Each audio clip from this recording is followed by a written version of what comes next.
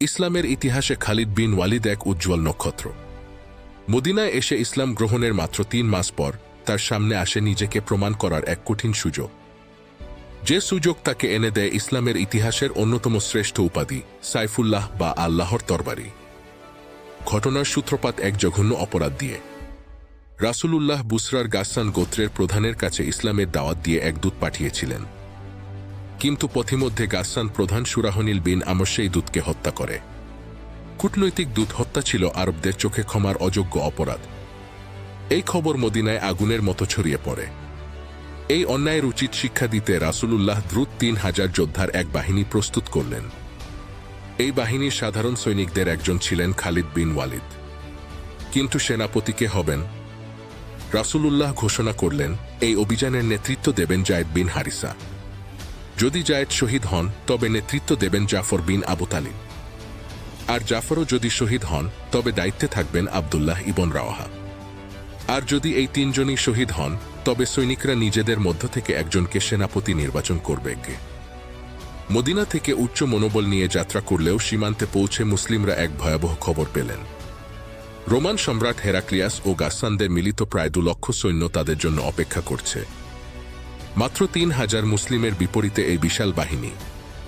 আব্দুল্লাহ ইবন রাওয়াহা উদ্দীপ্ত কণ্ঠে বললেন, হে লোকসকল, আমরা সংখ্যা বা অস্ত্রের জোরে যুদ্ধ করি না, আমরা যুদ্ধ করি বিশ্বাসের জোরে। হয় বিজয় নয়তো শাহাদাত, উভয় আমাদের জন্য কল্যাণকর। ও আব্দুল্লাহ ইবন রাওয়াহার এই ভাষণে দ্বিধা কেটে গেল। বাহিনী এগিয়ে গেল মুতার প্রান্তরে। সময়টি ছিল ৬২৯ খ্রিস্টাব্দের সেপ্টেম্বর। যুদ্ধ শুরু হল। সাহসিকতার সাথে যুদ্ধ করতে করতে একে একে শহীদ হলেন সেনাপতি যায়েদ বিন হারিসা, এরপর জাফর বিন আবু তালিব। জাফরের ২ হাত কাটা পড়ার পরও তিনি পতাকা ছাড়েননি। শেষে তিনিও শাহাদাত বরণ করলেন। তৃতীয় সেনাপতি আব্দুল্লাহও শহীদ হলেন। মুসলিম বাহিনী এখন নেতৃত্বহীন। বিশৃঙ্খলা দেখা দিল। পরাজয় প্রায় নিশ্চিত।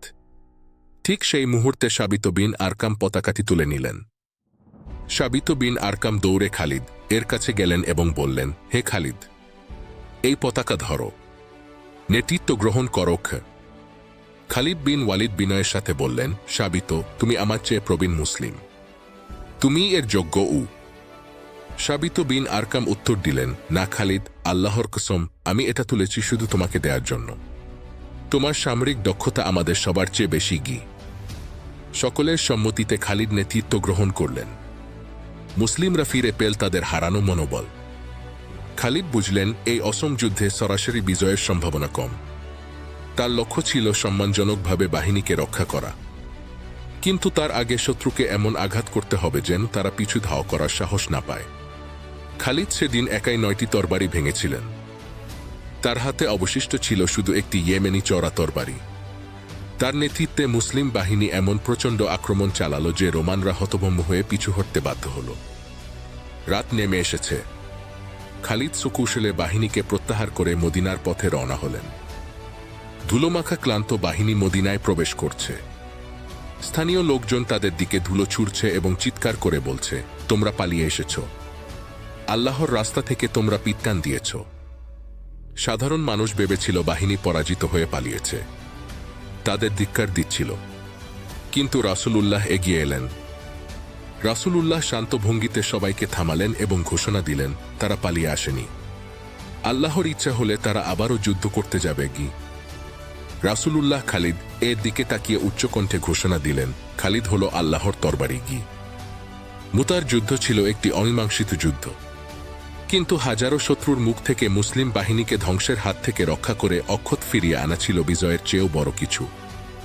খালিদ এর সেই প্রজ্ঞা ও সাহসিকতা তাকে ইতিহাসের পাতায় অমর করে রেখেছে সাইফুল্লাহ হিসেবে। তিনি সেই তরবারি যা ইসলামের জন্য কখনো কোষবদ্ধ হয়নি।